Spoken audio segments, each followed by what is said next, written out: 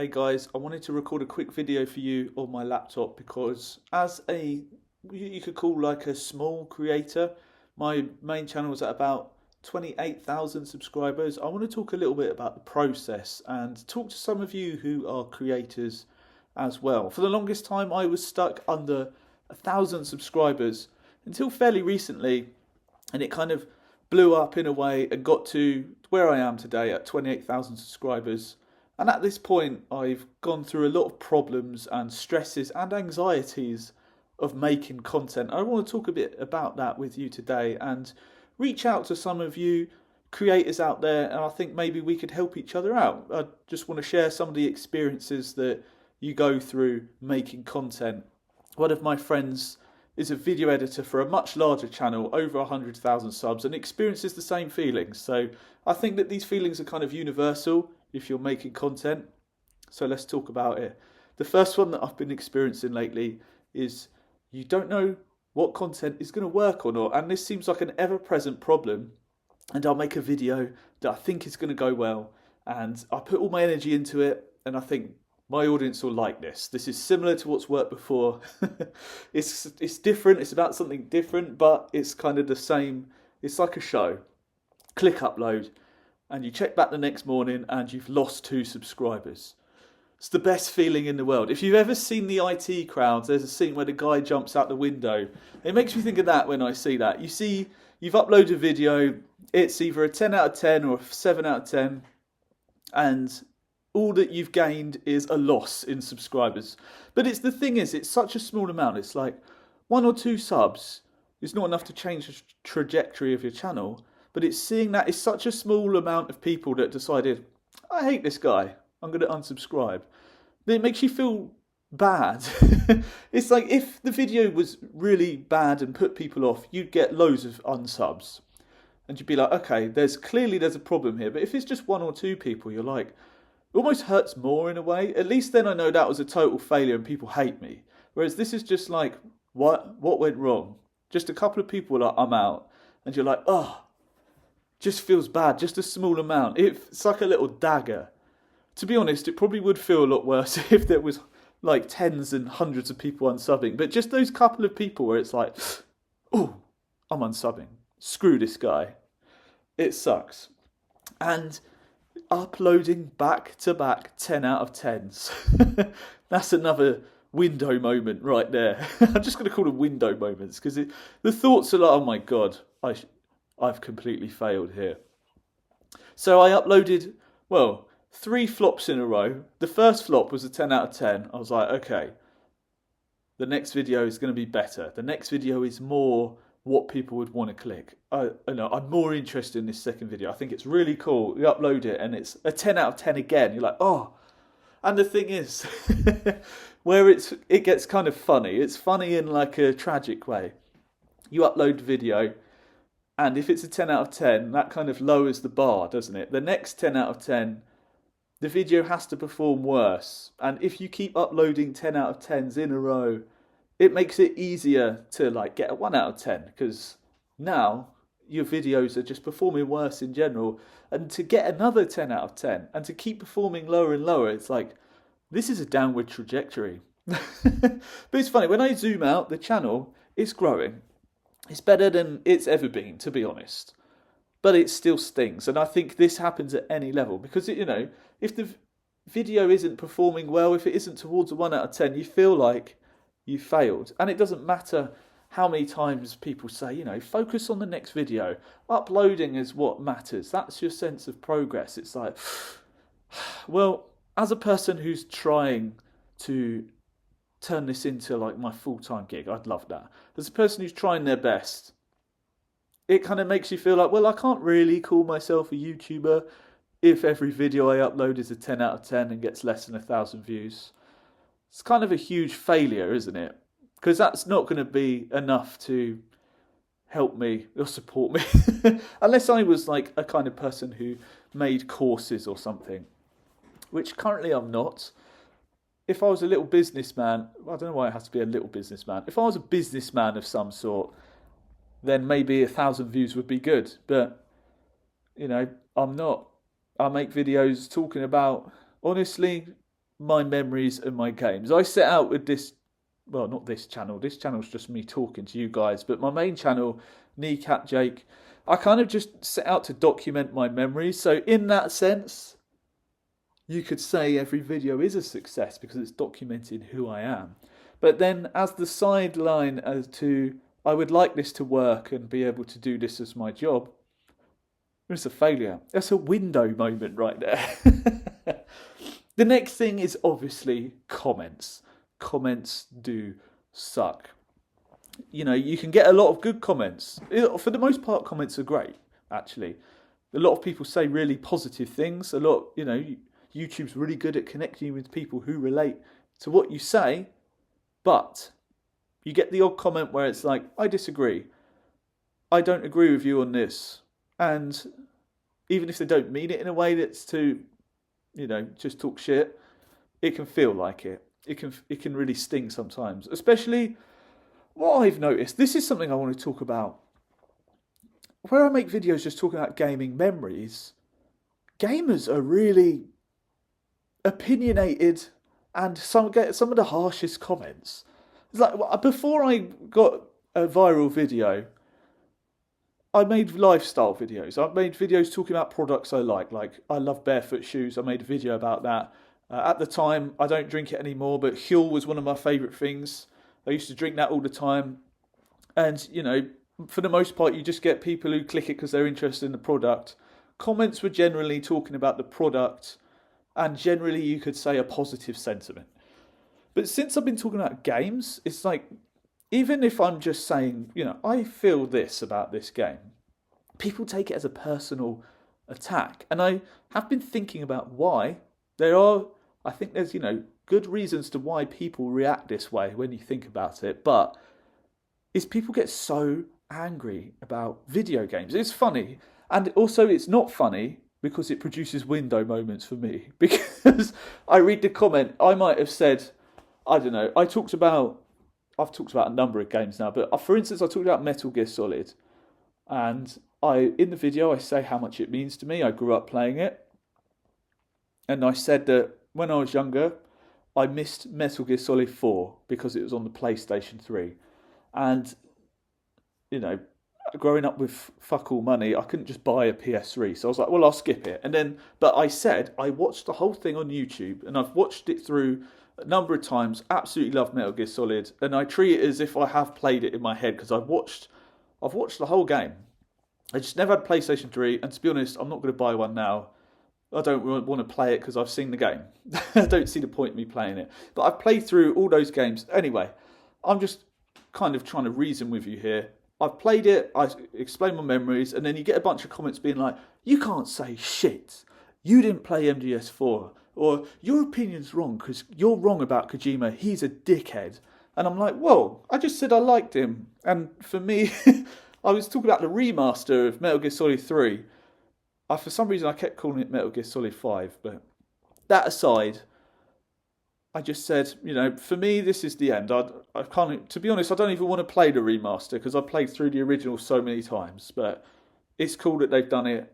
I can't remember specifically what I said, but people were offended by that. My God. And then I made a video. This just to give you more background.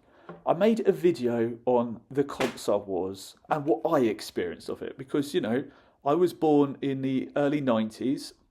And by the time I was growing up, I grew up with a PlayStation 1 as the household console, then a PlayStation 2, and then after that we didn't buy any more household consoles, so that's why I didn't get a PS3. And being poor, I didn't have all the consoles. I mostly played it at friends' houses. I played Xboxes at people's friends' houses. Whatever. Those are just pointless details at this point. But then I'll get a bunch of comments being like, well, what about, I had every console. Yeah. The console wars doesn't matter. I owned every console. What about me? And it's like, well, I'm just telling you my story. Not everyone is affluent enough to be able to afford every console. And I've got quite a few comments saying that I had every console back then. There was no console war. It's like, well, I guess you're just lucky then. You had every console. I was lucky to even have the PlayStations growing up. And I wasn't trying to attack you. Then you get all sorts of comments being like, well, what about earlier? You know, Nintendo, Sega and all this. And it's like, well, from my point of view, I didn't talk about it because I didn't live through it. You know, that was before my time. That seems fair enough. But people get angry about it. Every gaming video I make, someone is angry about it. You know, I talk about Diablo, they're angry about it. I talk about StarCraft, they're angry about it. And throughout the video, I say, you know, I fucking love these games. And I'm not slating it, you know, I'm saying I like these games, this is why I like them, this is why I don't like them. You know, this is why I don't like Diablo 4. Gave it a fair shot, I don't like it. Hate comments. People are like, well, why'd you give Diablo 3 a free pass? It's like, well, I told you I liked it. I played it at the time and I liked it. And then I said Diablo 4, I just didn't like it. It didn't feel the same. People get very angry about it. But these comments are a small segment, but there's loads of things we could talk about with comments. But bloody hell, they are a nightmare, honestly. I've made the mistake of, on my birthday, I woke up first thing in the morning because I'd recently uploaded a video, and I've been really good. I've been not looking at the comments because wholeheartedly I think they're just bad for your mental health. They fuck my head up. And I used to respond to every comment, and when I had a viral video, I was reading every comment and it was making me feel this pit in my stomach. You know, as someone who, growing up, well, I'm not very good with conflict. You kind of feel, I felt this pit of fear in me when it's like someone would say, you know, I don't like you. I'd be like, oh my God, why? How can I remedy that? You know, at least can we be neutral? You know, what did I do wrong? And I like things to be neutral or to be okay. And then something I've had to learn the hard way through YouTube is there's just going to be a subset of people that hate you. And that feels awful as a person who was terrible with conflict growing up. It almost like sparks that like childhood trauma in me. It's not really a trauma, but it's a childhood feeling like, oh my God, you know, this guy said he doesn't like me. It's like literally this pit of fear. It's a stomach dropping feeling. And comments do that. And recently on my birthday, I turned 33 not too long ago. I woke up, you know, I wake up pretty early, 5 a.m. I'm sat on the toilet, and no matter how many times I say to myself, don't look at the analytics first thing in the morning, I look at them every single morning, and I have done this morning too. I click comments, and YouTube's got better now. It sorts automatically, it shows you comments that might make you feel good, or is a question that you can answer. So instinctively, I click comments and I click sort by newest because I want to see what people are actually saying right now. And then I saw someone basically just call me out on something. And then for my whole birthday, that's all I thought about. It ruined my day. That's just the truth of it.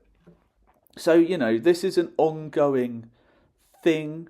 It's an ongoing problem that, you know, I got myself into. You know, I'm not looking for sympathy. I asked for this. I upload these videos. It's essentially a public space. Comments come along with that. But it's a minefield, man. It's a mental minefield. And that's why I'm making this video, in the hopes it reaches some of you who are also in this position. I'd love to chat. Leave a comment. Leave a comment if you want. I do have a Discord. I'd love to chat about making videos. Anyone's welcome on the Discord. It's a growing community. Let's just say that. You know, we can talk about games, food. I'd love to talk about YouTube a bit more. You know, it's where I fucking put all my mental energy into. Excuse the swearing, sorry. This is just all off the cuff from the bottom of my heart. Anyway, just wanted to put that out there. YouTube is a lonely, stressful, and depressing game. But we power through because we want to make this work, you know. I want to make this work, and, you know, you don't truly fail until you give up. So as long as I keep going, that's all that matters. That's why I want to make this video, because there's so many videos out there, you know, do this to blow up your video. Do this on your next upload. The secret settings.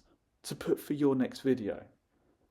But I don't think there's enough said about, the actual mental toll of it all. As much as so many of us want to be YouTubers, what about the problems we face? And that's because I guess not many people talk about the downsides of the success, because everyone's trying to get to step one. Everyone wants the 1,000 subscribers. Yes, that is a big hurdle to reach on the first, your first go round. Well, to be honest, I've struggled to do that on any other channel, but it's a big hurdle is what I'm trying to say. But there's a lot of stuff that happens after that, What happens when you have a viral video? Well, I could tell you all about that and how that messed my head up. No one prepares you for that because, none of us think about that far ahead. We just want to get to getting a viral video, but there's a cost to it as well. There's a big cost. There's a mental cost. When I've only had one true viral video. It's got 1 million views now. That fucked my head. Honestly, for weeks I was like, this is insane. This is insane. The comments, the dopamine of seeing the views coming in. But then there's all these other things that come afterwards. Now my expectations are set higher. Now in the back of my head, even though I knew this is a silly way to think, I'm expecting my next video to perform well. And when it doesn't, because obviously it doesn't, you've got a baseline of views, it makes you feel crushed. You're like, I fucked this up, I've failed, I've ruined everything. No, the amount of times I said that, the feeling of being lost. You're like, what do I make next? What will people like? And then you put out video, it bombs, and you're like, well, I'm a failure. I've been through all of that, and it's a constant pursuit of just trying to overcome it. But yeah, I'd love to hear from you. So I know I just talked about how bad the comments are, but I genuinely do want to hear from you. Genuinely, I'd love for you to leave a comment. Let's talk about this. Or come on the Discord. I'm more likely to respond a lot quicker if you just come on the Discord. I'm the kind of guy, I've always got it on my second monitor. If I'm out, I've always got that urge, I need to check my Discord. So if you message that, I will read it. And to be honest, I will read, not my laptop, I will read your comments, but there's this mental barrier. Sometimes I just can't bring myself to reply, or I think the best thing is to just leave it. Even though, to be honest, I read most of the comments still, despite my better advice. So anyway, in the description there'll be the Discord link. Thanks for listening, and I hope you have a great day.